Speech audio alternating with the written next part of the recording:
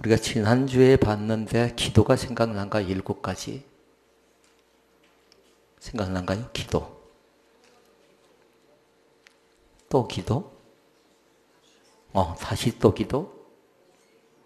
네 번째는 오직 기도, 내자 하는 겁니다. 이제 오른쪽 가보십시다. 항상 쉬지 말고 기도가 오른쪽 편에 적혀 있어야 돼요. 그리고 6번째, 한 번 더 기도하고 7번째, 항상 7번째 마지막 응답. 그리고 될 때까지, 그리고 주실 때까지 기도한다라고 우리는 그렇게 배웠습니다. 만약에 거의 정립이 안 된 사람은 다시 적어 놓으시고 다시 한번 봤으면 좋겠어요. 기도. 5번째 뭐라고요? 좀 혼동스러울 수 있어요. 여러분 노트에 그렇게 적어 놓으라고 했어요. 4개 적고 3개 적고 항상 첫 번째 것과 네 번째 것 잘 보라고요. 5번째 것 잘 보라고요. 쉬지 말고 기도하고 항상 기도하고. 7번째 뭐예요? 될 때까지. 그리고 응답 주실 때까지. 하나님은 반드시 나에게 응답 주시는 하나님이신 것을 믿습니다. 나에게 뭐 한다고요? 가장 좋은 것으로 예비하시고 응답해 주신 줄로 믿습니다. 그래 말씀은 그렇게 얘기해요. 너희가 구하기 전에 있어야 할 것을 아시느니라. 그러면 왜 하나님께서 우리 가운데 그렇게 이미 아시면 그냥 주시지 그렇게 얘기할 수 있잖아요. 그러나 하나님은 우리 가운데 요구하는 것이 있어요. 그건 뭐냐면요. 우리의 최소한에 할 수 있는 것이 있어요. 입을 넓게 열라. 입 여는 건 누가 여는 거예요? 내가 여는 겁니다. 그럼 채우는 건 누가 채우는 겁니까? 하나님이 채우는 겁니다. 내 입을 넓게 열라 내가 채우리라 말씀하십니다. 그리고 이 시간에도 입이 열려졌으면 좋겠습니다. 부자로 어떻게 해요? 아멘으로. 그러면 채우는 건 누가 채워요? 주님께 채우십니다. 2가지로 채워준답니다. 하나는 뭘로 채워주냐면요. 은혜를 채워주십니다. 또 하나는 뭘로 채울까요? 성령의 갑절의 감동과 또 성령의 갑절의 감화를 통해서 우리 가운데 채워주십니다. 성전을 건축하면서 제가 배운 것이 하나 있었습니다. 설계가 참 저는 어려웠습니다. 설계하는 것이. 그러니까 거기서부터 이 건축을 하면서 설계를 제가 볼 줄도 모르고 설계를 할 줄도 몰랐기 때문에 나름대로 큰 고민 가운데 빠졌어요. 그래서 그때 노트를 펴놓고 보니까요. 그때 설계를 제가 그렇게 기록해 놨어요. 뭐라고 하냐면 설계에서 중요한 것이 뭔가 하고 공부를 했는데요. 다른 것 아니라 안전이 우선이었습니다. 그리고 노트를 보니까 그렇게 기록되어져 있었어요. 설계는 건축 설계도 중요하지만 우리가 일평생을 살아가잖아요. 그러니까 인생 설계도 중요하다라는 것을 거기에 메모를 제가 해놓고 나눈 적이 있습니다. 질문. 여러분의 인생 설계를 지금 어떻게 해가고 계십니까? 그 다음에 또 다른 설계가 있었습니다. 그것은 뭐냐면요. 우리가 가지고 있는 돈이 있잖아요. 재무에 대한 설계입니다. 나름대로 이 설계를 또 어떻게 할 것인가, 재정 관리를 어떻게 할 것인가 였습니다. 보험회사는 뭔 설계한가요? 보험에 대한 설계를 하죠. 그러니까 설계를 잘하고 꼼꼼하게 해놓으면 나중에 우리가 나중에 혜택을 받을 때 돌아오는 혜택들이 많습니다. 그러니까 건축에 있어서는 이 설계가 무지무지 중요했어요. 그 다음에 2가지 걸 또 공부할 수 있었습니다. 그 다음에 것은 뭐였냐면 2번째 것은 다른 것 아니라 기초공사가 중요하구나라는 거였습니다. 며칠 지나고 나니까 기초를 치는데요. 뭐 이렇게 두껍게 합니까? 라고 제가 얘기할 정도로요. 견고하게 이 기초를 하고 있더라고요. 그때까지만 해도 제가 그렇게 생각을 했어요. 그렇게 하지 않아도 될 것 같은데 왜 이렇게 깊이 하고 왜 이렇게 좋게 견고하게 합니까? 라는 그 생각을 가졌는데요. 나중에 보니까 그 기초는 무지무지 중요했어요. 질문을 또 할까요? 우리 신앙의 기초는 지금 어떻게 다져가고 계십니까? 근데 신앙의 기초는 다른 것으로 배운 것 아니라 언제, 어디서, 어떻게, 누구를 통해서 배웠는가가 중요하답니다. 처음 시작을 잘 보시라고요. 언제, 어디서 누구에게 무엇을 배웠는가 그것이 하나의 근간이 되어져 버릴 가능성이 상당히 많아요. 그래 문제가 있고 어려움 속에 빠진 사람들은 대체적으로 보니까요. 신앙에 있어서 만약에 회의감과 불안함과 신앙에 있어서 안정감을 찾지 못한 사람들은 제일 처음에 보니까 시작 자체가 좀 잘못되어진 그런 사람들이 종종 보여집니다. 나를 전도한 사람, 나를 인도한 사람, 그 사람이 신앙이 건강해야 돼요. 얼마 전에 한 형제를 만났습니다. 제 방에서 만나서 얘기를 해보니까요. 그 친구는 상담에 대해서 굉장히 관심이 많았답니다. 나중에 보니까 그 상담을 제가 관심이 많다 보니까 그런 사람들을 세 사람을 만났는데 나중에 보니까 그 실체는 뭘까요? 신천지였어요. 그래서 깜짝 놀란 겁니다. 자기는 전혀 그렇게 생각지 않았어요. 자기의 관심이 있는 것을 친구와 같이 공부를 해보자고 하니까 또 같이 공부를 했고 또 한 사람이 온다고 하니까 또 새로운 걸 받아들이겠구나 더 좋아했고 또 더 선생님을 모셔오니까 더 좋을 뻔했는데 나중에 보니까 그 실체가 건강한 실체가 아니에요.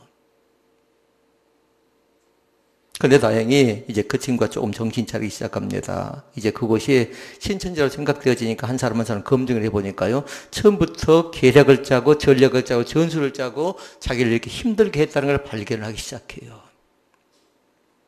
그래서 교회까지도 꼭 다녀야 될 필요가 있느냐라고 반문하더라고요. 그래서 기초공사는 굉장히 중요해요. 언제 어디서 어떻게 누구에게 무엇을 배웠는가 이건 굉장히 중요한데 우리의 신앙의 기초는 무엇으로 다져야 되지 않을까요? 제일 처음은 다른 것 아니라 말씀을 분명하게 알아가는 66권에 기록된 계시의 말씀을 편협 없이 의심 없이 66권을 그대로 받아들이는 그런 믿음의 사람들이면 좋겠습니다. 그러니까 계시록만 중요한 것 아니고 제일 앞은 또 뭔가요? 창세기만 중요한 것 아니고 구약 성경만 중요한 것 아니고 신약 성경만 중요한 것 아니고 66권에 기록된 계시의 말씀을 나는 믿고 고백하고 받아들입니다라는 그런 신앙의 은혜가 나타났으면 좋겠습니다. 66권에 기록된 계시의 말씀이요. 치우쳐서는 안 돼요. 뭐 다니엘만 봐서도 안 되고요. 시편만 봐서도 안 되고 요한계시록만 봐서도 안 되고 복음서만 봐서도 안 되고 반드시 기록되어진 계시의 말씀을 그대로 받아들이라고요. 설계 중요하고 그 다음에 중요한 게 기초가 중요했고요. 또 하나가 있었습니다. 그것은 뭐였냐면요. 기둥을 세워가는 작업이었어요. 건축을 하는 사람들에게 물어보니까 그걸 그렇게 얘기하대요. 기둥을 세우는 것이 뭡니까? 물어봤더니 골조공사래요. 우리 교회도 골조공사가 쭉 있습니다. 그런데 저기 안에 위장된 것이 있어요. 똑같지 않습니다. 나름대로 보니까 안정감을 주기 위해서 저렇게 위장을 해놨지만 이 교회 설계 자체를 하면서 나름대로 견고하게 센치를 구분해 놓고 또 두께를 구분해 놓으면서 골조공사를 또 견고하게 해 나갔어요. 그러니까 기둥을 세워나가는 게 좋습니다. 반드시 해야 돼, 기둥을. 그러니까 어떻게 기둥이 세워지나 잘 보라고요. 그 기둥이 어떤 것인가를 잘 보라고요. 그러니까 이 세 가지께서 한번 점검을 딱 해보자고요. 과연 설계가 어떻게 되어졌는가, 기초공사가 어떻게 되어졌는가, 기둥이 어떻게 되어졌는가, 이 골조공사가 어떻게 되어졌는가 잘 보고요. 가장 중요한 것은 뭐라고요? 한 단어로 안전이 우선입니다. 차를 운행하는 것도 마찬가지입니다. 안전해야 됩니다.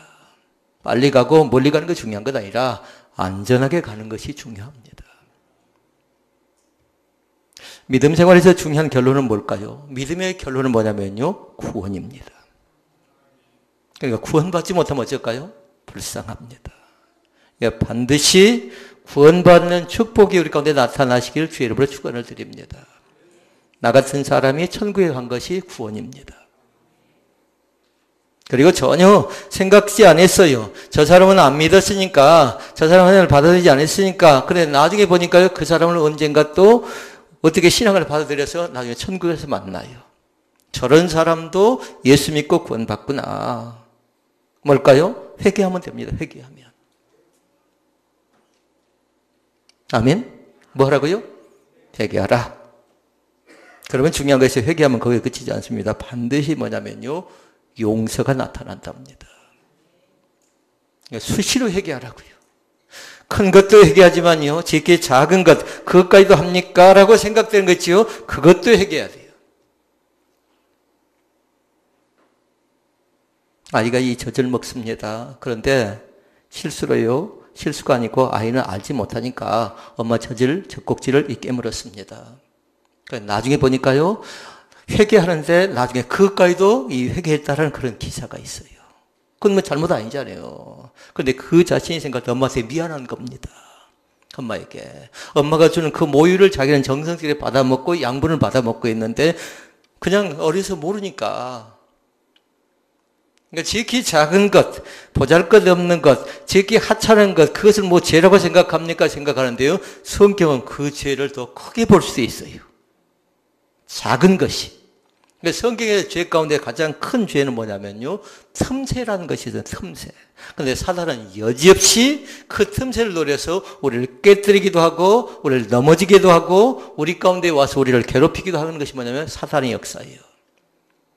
그러니까 은혜를 받으면 세 가지가 나타나요. 하나는 뭐냐면요, 제일 중요한 것, 은혜 받으면 하나님을 만납니다. 감사지요. 그런데 거기에 그치지 않는답니다. 은혜 받으면 하나님을 만날 뿐만 아니라 은혜 받으면 뭐냐면요, 밥을 먹지 않아도, 그리고 뭔가 주머니 속에 돈이 많이 없어도, 또 집이 그렇게 넓지 않아도, 일이 좀 꼬여가고 복잡해도 마음속에 쉽게 흔들리지 않고 마음속에 희락의 열매가 주어져요. 어떤 사람이요? 은혜. 근데 세 번째가 있어요. 세 번째 뭐냐면요, 그때 사단도 같이 움직여서 활동한답니다. 그러니까 크게 은혜 받은 사람들, 많이 은혜 받은 사람들 뭐냐면요, 사단이 더 강력하게 역사할 때가 있어요. 그러니까 진짜 은혜 받은 사람은 뭐냐면, 진짜 은혜 받은 사람의 결과는 다른 것 아니라 지속성이에요. 어제도 그 은혜가 나타났고 내일도 나타나고 그 다음에 꾸준하게 나타나는데 짝퉁 은혜가 있답니다. 짝퉁 은혜는 뭐냐면요, 감정적인 은혜를 받는 사람이 있어요. 그것은 그리 오래가지 않습니다.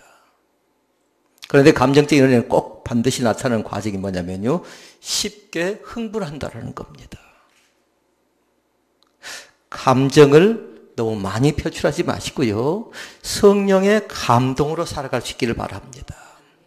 육신의 감정이 많은 사람은 뭐냐면요, 화가 오락가락할 때가 있어요. 혼자 놔둬보니까 괜히 흥분하기도 하고 혼자 괜히 의아시하기고 혼자 괜히 오해하기도 합니다. 그러나 신앙은 오해하지 말고요, 신앙은 반드시 믿도록 하십시오. 말씀은 반드시 믿도록 하시라고요. 그래야 거기에 은혜가 나타나고요, 은혜의 역사가 나타난답니다. 우리의 이성을 가지고, 우리의 지식을 가지고, 우리의 과학을 가지고, 우리의 경험을 가지고 다 받아들이기는 어려워요. 그러니까 믿으시라고요. 뭘로요? 비이성적인 것 같지만, 그러나 성경을 연구한 학자들이 연구해 보면 볼수록, 과학자들이 연구하면 연구할수록 더 뭐냐면 신비스럽대요. 그리고 의사 선생님들이 우리 사람 몸속의 구조를 보니까요, 참 신비할 정도로 하나님께서 우리를 만드셨다는 겁니다. 연구해 보니까. 그것을 감사할 수 있기를 바랍니다. 그래, 이 교회는 특히나 설계라든가 기초공사라든가 골조공사가 중요한데 허품과 거품과 하나의 포장이 사라졌으면 좋겠습니다. 혹시 허풍 뜨는 사람은 없나요? 거품이 너무 많은 사람은 없나요? 너무 포장이 많이 된 사람은 없나요? 그러니까 잘 점검해 보라고요. 내 신앙 가운데는 허풍이 뭔가, 내 신앙 가운데는 거품이 뭔가, 내 신앙 가운데 있는 진정한 기쁨이 있어야 되는데 그 속에 있는 것이 없고 엉뚱하게 자리 잡으면 그것은 나중에 탈을 일으킬 가능성이 많습니다. 그리고 이 교회가 본질적인 것에 신경을 많이 썼으면 좋겠어요. 비본질적인 것, 그건 하나님이 기뻐하지 않습니다. 그리고 구분할 줄 알아야 돼요. 이것이 본질인가 비본질인가, 이것이 하나님이 기뻐하는 것인가 하나님이 기뻐하지 않는 것인가, 하나님이 받으시는 것인가 하나님이 받지 않는 것인가, 이것을 잘 구분해야 되는데 애매한 경계선상에 있는 사람들이 있거든요. 그럼 이건 혼란스러운 겁니다. 그러니까 그런 사람은 뭐냐면 옛날 것만 가지고 오죠. 나는 옛날에 이랬었는데, 옛날, 그건 뭐예요? 왕년 사랑이니까 그 속에는 진정한 성령의 역사가 나타나지 않습니다. 성령의 역사는 지금 나에게 임하십니다. 오늘 나에게 임하십니다. 여기서 임하십니다. 또 여러분의 섬기는 교회 가운데 임하십니다. 여러분의 섬기고 있는 교회를 귀하게 여기시라고요. 여러분의 집을 귀하게 여기시라고요. 여러분의 남편을 귀하게 여기고, 여러분의 아내를 귀하게 여기고, 여러분의 교역자, 목사님을 귀하게 여기고요. 성도와 성도 사이를 어떻게 하라고요? 귀한 사람이에요. 한 사람이 귀한 믿음의 사람인 것을 믿습니다. 그래서 교회에 있어서는 이 기초와 기둥이 굉장히 중요합니다. 구약 성경의 기초와 기둥을 여러분 기억날지 모르겠습니다. 솔로몬이 성전을 건축합니다. 그러고 나서 기둥을 세우지요. 하나는 다윗 기둥, 하나는 솔로몬 기둥. 이렇게 세우지 않습니다. 왜 그러냐면요. 성전을 건축하는 데 있어서 예루살렘 성전에 있어서 가장 중요한 역할을 했던 사람은 누구냐면요. 다윗이었어요. 그런데 하나님께서 다윗에게 성전 건축을 허락지 않습니다. 이유가 있었습니다. 전쟁에서 피를 너무 많이 흘렸다라는 겁니다. 그러니까 다윗이 머리를 짭니다. 지혜를 구합니다. 자기는 성전 건축을 잘 모르니까 한 건축업자를 세우지요. 기억난가요? 히람이라는 건축업자를 세우고 주변에 좋은 건축자재를 쭉 구해옵니다. 그러면서 성전 건축 준비를 누가 해요? 다윗이 합니다. 그리고 성전 건축을 누가 완성을 딱 하자면요. 솔로몬이 완성을 합니다. 왕이라고요.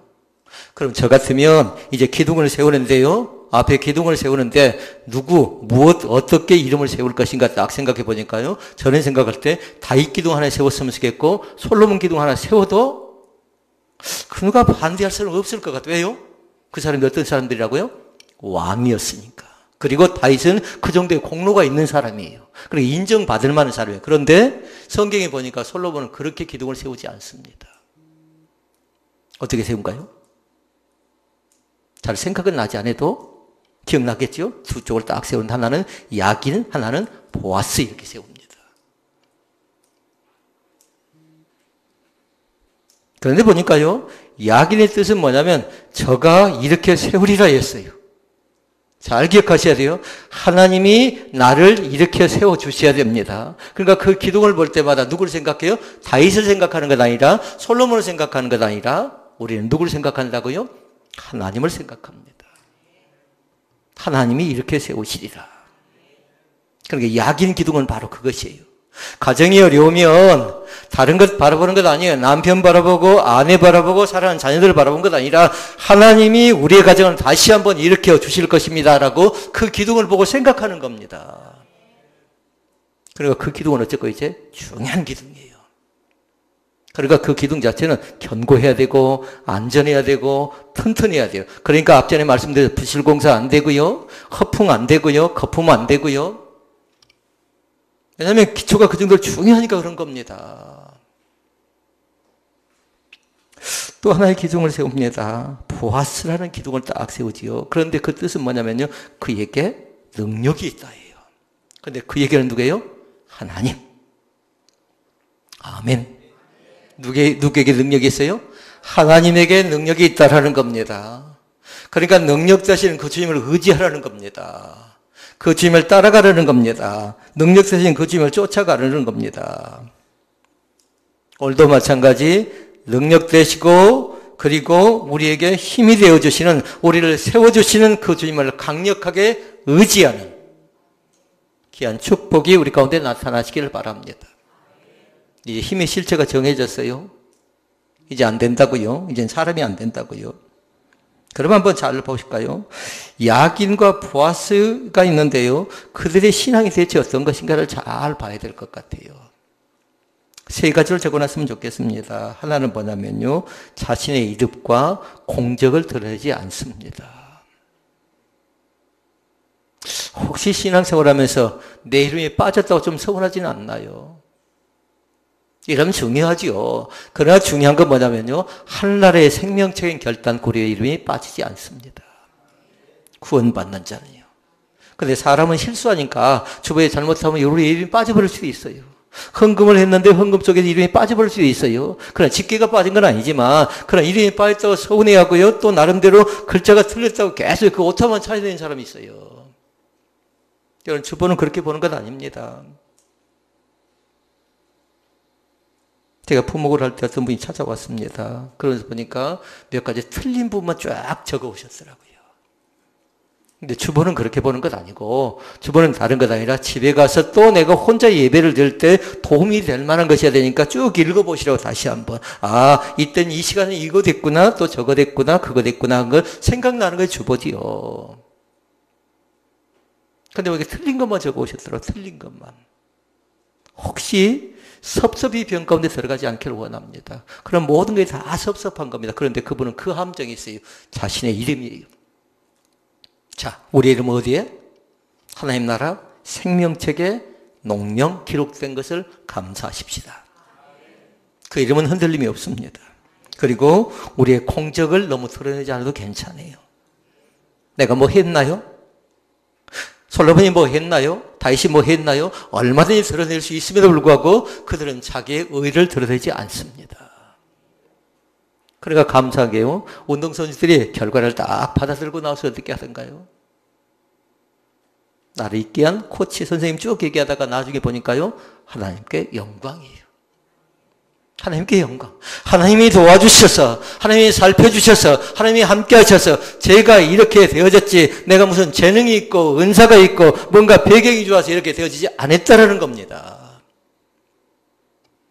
그러게 야긴과 보아스의 신앙을 잘 보라고요. 자기 이름 드러내지 않고 자기의 공적을 드러내지 않았다라는 것이고요. 두 번째가 있어요. 철저하게 베드로를 생각하면 돼요. 주님의 십자가를 지려고 할 때 주님께 뭐라고 말씀하시냐면요. 자기를 부인하고 자기 십자가를 지고 했어요. 자기를 부인하는 겁니다. 다시 말씀을 드리면 자기 자신을 하나님 앞에 내려놓고 겸비함의 신앙의 태도를 가지라는 겁니다. 그래서 405장 찬양이 중요한 찬양이에요. 나 같은 죄인 살리신 주 은혜 놀랍습니다. 내가 누구라고, 내가 무엇이라고. 그러나 한 사람을 너무 비하시키지 말고요. 나의 존재감 자체를 하나님은 나를 귀하게 여기지만 그러나 사람 앞에서 그렇게 나 자신을 많이 드러내지 않아도 괜찮습니다. 성경 분명히 얘기합니다. 자기 의를 드러내지 않도록 조심하래요. 자기 의를 드러내지 않도록. 두 번째가 자기 부인이라는 것이고요. 세 번째가 있어요. 야긴과 보아스의 특징적인 것도 세 번째로 뭐냐면 오로지 하나님께만 영광 돌리는 삶을 살고 있습니다. 우리도 그렇게 살았으면 좋겠습니다. 우리도 그 신앙을 가졌으면 좋겠습니다. 그런데 대체 이 기둥이 대체 무엇을 우리 가운데 가르쳐주고 있을까요? 현재 있어서 가장 크나큰 기둥이라고 하면 이 교회 가운데 가장 크나큰 기둥이라면 이 기둥은 우리에게 있어서 어떤 의미가 있고 어떤 역할이 있을까요? 라는 거예요. 물론 다음 주에 말씀을 살핍니다만 그걸 한번 잘 보십시다. 교회에 있어서 가장 중요한 기둥이 두 가지가 있는데요. 항상 하나님의 말씀을 가장 크나큰 기둥으로 생각하도록 하십시오. 말씀의 기둥이라는 거예요. 질문. 그러면 말씀 통독을 지금 잘하고 계신가요? 라고 물으면 여러분 어떻게 대답하시겠습니까? 하셔야 돼요. 그게 사는 길이에요. 그것이 복받는 길이라고요. 그것이 은혜 받는 길이라고요. 그러니까 성경 통독을요, 세밀하고 꼼꼼하고 철저하게 해나가시라고요. 그러면 뭐 받는다고요? 은혜 받습니다. 그러면 복을 받을 수가 있다고요. 물론 세상 사람들이 말하는 새해에 가서 복을 막 빌기도 하고 복을 구하기도 하고 찾기도 하고 하지만 그러나 거기서 그렇게 구하지는 거 아니에요. 기록되어진 계시의 말씀 가운데 그 속에 복이 있음을 믿습니다. 그러니까 교회의 기둥은 다른 것 아니라 하나님의 말씀이다. 살았고 원동력이 있어. 좌우의 날선 어떤 것보다도 예리하다. 우리의 혼과 영과 관절과 골수를 찔러줘 여기까지 한다라고 말씀합니다. 성경은 다른 것 아니었어요. 성령의 감동하심으로 기록된 교훈, 책망 바르게 함과 의로 교육하기에 유익한 책이랍니다. 그러니까 하나님의 말씀이 기둥이에요. 하나님의 말씀이. 그리고 또 하나의 기둥이 있답니다. 그것은 뭐냐면요, 성령 하나님이 우리의 기둥이 되어져야 됩니다. 그러니까 그 성전을 볼 때마다, 그 기둥을 볼 때마다 하나님의 말씀을 깊이 있게 묵상한다 생각하고요. 또 하나는 그 기둥 자체, 성령 하나님을 볼 때마다, 그 기둥을 볼 때마다 성령 하나님, 내가 저 친정을 가려고 하는데, 저 시댁을 가려고 하는데 성령 하나님 나에게 말씀하셔서 내가 그것과 뭐 하면 좋겠습니까? 라고 물어보시라고요. 버스를 타고 갈까요? 기차를 타고 갈까요? 비행기를 타고 갈까요? 물어보시라고요. 그냥 가지 마시고요. 그러니까 아이들도 마찬가지예요. 내가 이 대학을 가려고 하는데 이 대학을 왜 가야 됩니까? 하고 물어보시라고. 그런데 누구에게? 성령 하나님께 물어보는 겁니다. 그러니까 기둥을 볼 때마다 하나님의 말씀에 대한 경고성을 생각하고 성령 하나님께 의존하시라고요. 그러면 구약의 기둥 자체는 뭐였어요? 야긴과 보아스라는 기둥이었고, 또 기둥이 있어요, 구약에는. 대답을 해야 되는데 또 기둥이 있었어요. 자신이 없나요? 구름 기둥과 불 기둥이 있었어요. 잘 기억하시라고요. 구름 기둥은 뭐냐면요, 구름 기둥을 보고 불 기둥을 보고 뭐냐면 하나님께서 우리와 함께 한다라는 그 지사를 백성들이 광야 땅에서 그것을 보고 행군하기도 하고 멈춰서기도 합니다. 이 시대도 마찬가지입니다. 구름 기둥과 불 기둥으로 우리를 도와주십니다. 그러니까 두 가지, 하나님의 임재의 상징, 하나님의 섭리의 상징이 바로 구름 기둥과 불 기둥이라고 하면요. 그런데 지금도 마찬가지예요. 여전히 하나님은 우리 가운데 계십니다. 구약에 계신 하나님이, 신약에 계신 하나님이 지금 현재 나의 가정 가운데, 나의 삶 가운데, 이 교회 가운데 계심을 믿습니다. 여러분의 말 속에도 하나님이 계시고, 여러분의 생각 가운데도 하나님이 계시고, 여러분의 믿음 가운데도 하나님이 계십니다. 그럼 보십시다.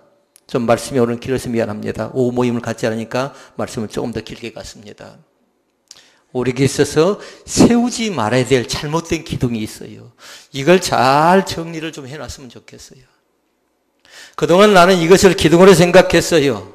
그런데 야긴과 보아스는 그것을 기둥으로 생각지 않습니다. 이름도 내세우지 않습니다. 공로도 내세우지 않습니다. 자기 자신은 철저하게 낮춰버립니다. 그리고 어떻게 했어요? 노트보면 알아요, 금방? 하나님께 영광을 돌려드리는 삶으로 하나님께 했던 것처럼요. 그런데 뭐냐면 우리는 가끔씩 다른 것 아니라 기둥을 세우려고 하는데 네 가지의 잘못된 기둥이 있어요. 혹시 나는 과연 몇 가지의 기둥이 해당되는가 잘 체크해 보라고요. 이미 말씀드렸어요. 첫 번째 기둥은 뭐냐면 나요, 나라는 기둥이에요. 나라는 기둥. 자, 다시 말씀드립니다. 하나님은 나 한 사람을 보배롭고 존귀한 존재로 여겨줍니다. 그러나 교회에서는 뭐냐면 나를 너무 많이 드러내지 않기를 원합니다. 여기에 함정이 있어요. 여기에 인간적인 관계가 있다고요. 여기에.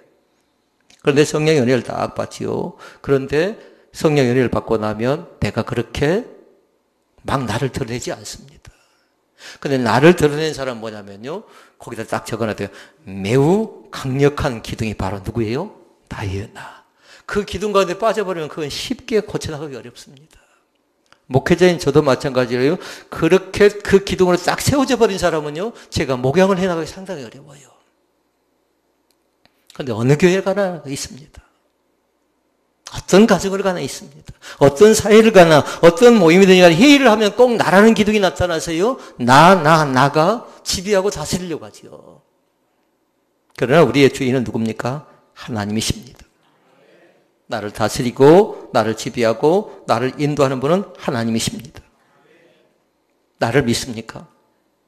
안 되는 겁니다. 나를 의지합니까? 안 됩니다. 하나님을 믿고 의지할 수 있기를 바랍니다. 자녀들도 그렇게 가르쳐줘야 돼요. 나를 믿지 말고 나를 의지하지 말고 우리의 의지력은 한계가 있어요. 우리의 경험은 한계가 있어요. 우리가 헤쳐나갈 수 있는 길은 한계가 있다고요. 그러니까 나는 연약하지만 내 안에 계신 주님은 강력하게 나에게 역사해 주실 것을 믿습니다 하고 주님을 믿고 주님을 의지할 수 있기를 바랍니다. 첫 번째, 나라는 그 견고한 진이 있어요. 나라는 기둥이 있다고요. 이건 매우 강력한 기둥이라고 했습니다. 그러니까 꼭 기억해야 돼요. 하나님만이 모든 문제의 해결의 시작이라고 생각하면 돼요. 내가 해결하면 더 복잡할 수도 있어요. 내 의지가 해결하면 더 복잡하게 꼬일 수도 있어요. 그러나 중요한 거 있어요. 하나님, 이럴 때는 어떻게 하면 좋겠습니까? 따라서 해보실까요? 하나님, 이럴 땐 어떻게 하면 좋겠습니까? 저도 마찬가지 목회를 하다 보니까요. 때로는 사람 때문에 속이 상하고 사람 때문에 기뻐하고 웃을 때도 있습니다. 그러면 1번은 뭐냐면요. 제일 좋은 건 뭐냐면 사람과 사이에 맞짱 뜨는 게 제일 좋아요.